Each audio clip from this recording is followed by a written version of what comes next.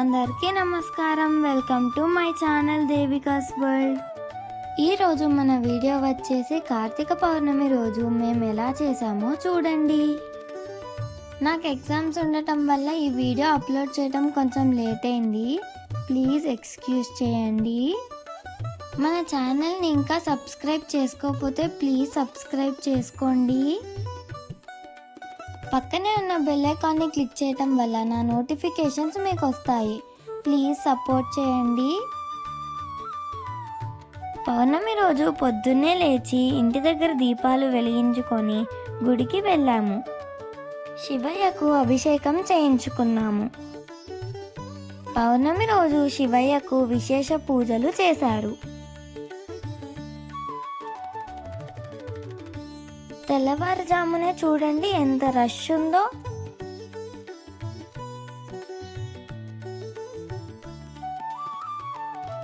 గుడిలో ధ్వజస్తంభం దగ్గర 365 ఒత్తులను వెలిగించారు.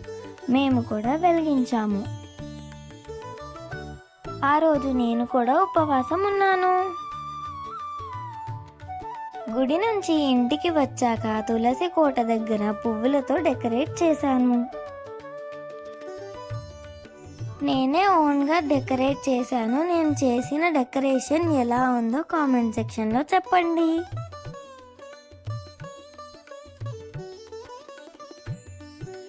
ఈవినింగ్ గుడికి వెళ్ళాము. ఇక్కడ జ్వాల తోరణం కోసం ఏర్పాట్లు చేస్తున్నారు.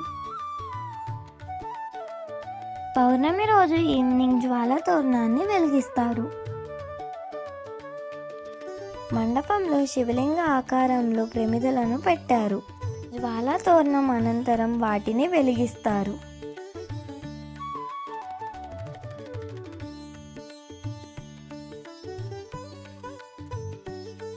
ఈవినింగ్ శివయ్యకు ఈ విధంగా అలంకరణ చేశారు.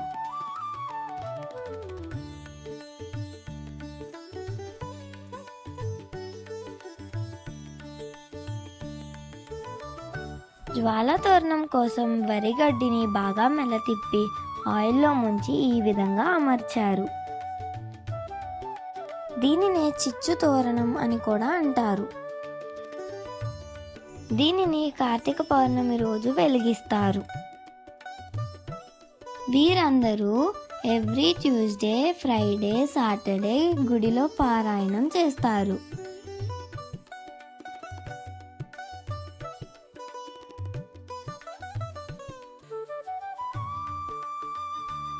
ఇక్కడ స్వామివారిని అమ్మవారిని తీసుకొని వస్తున్నారు. ఇక్కడ స్వామివారికి అమ్మవారికి పూజ చేస్తున్నారు.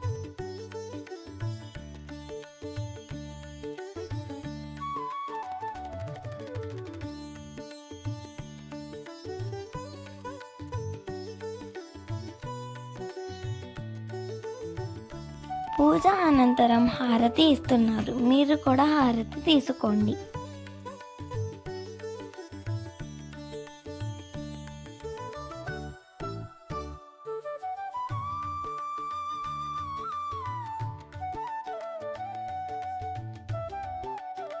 జ్వాలా తోరణాన్ని వెలిగిస్తున్నారు.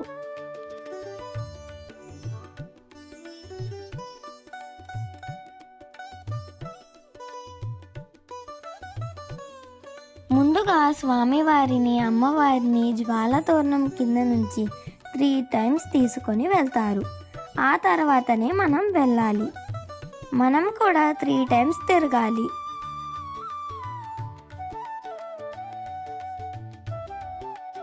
అందరం జ్వాల తోరణం కింద తిరిగేసరికి నన్నెవ్వరూ వీడియో తీయలేదు.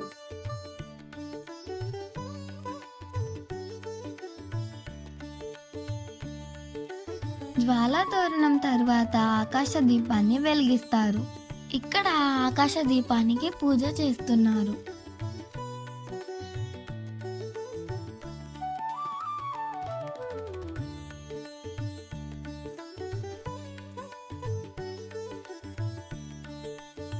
ఇక్కడ ఆకాశ దీపాన్ని వెలిగించారు.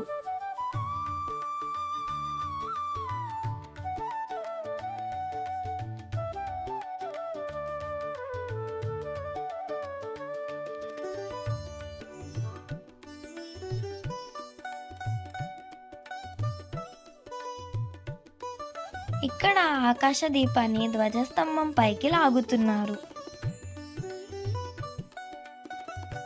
చంద్రుణ్ణి చూసి నా ఉపవాసాన్ని విడిచాను.